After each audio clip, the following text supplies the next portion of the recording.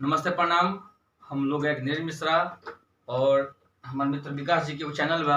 खाटी भोजपुरिया के नाम से, और चैनल पे आप सब खूब सारा प्यार आशीर्वाद दी, सब्सक्राइब करी, लाइक करी और शेयर करी। और ये गाना जो हमने गाओ नहीं जाए वो गाना सुनने के लिए चैनल पे मुखिया जी।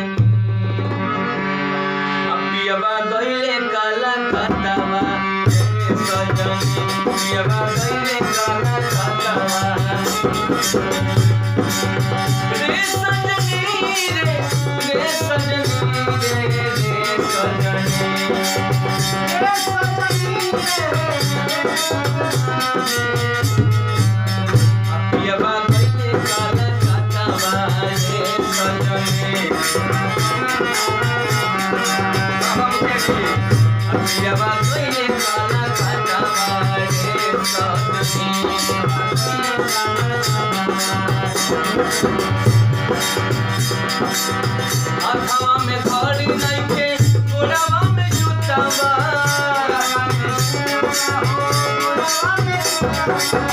हवा में घड़ी नहीं के, हवा में घड़ी नहीं के मुझे दी, हवा में घड़ी नहीं के गोड़वा में जूतावा,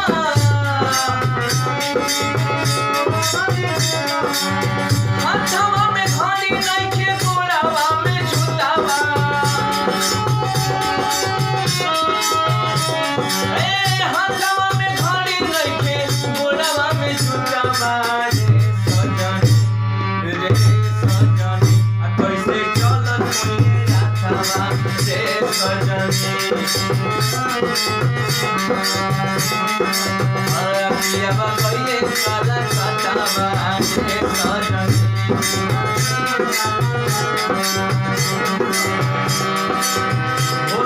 चनार पहले कुर्ता पैजामा,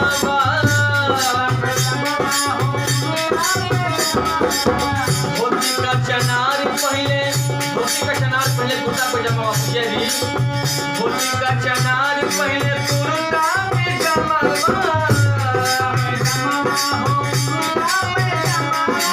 धोती का चनार पहले कुर्ता पैजामा,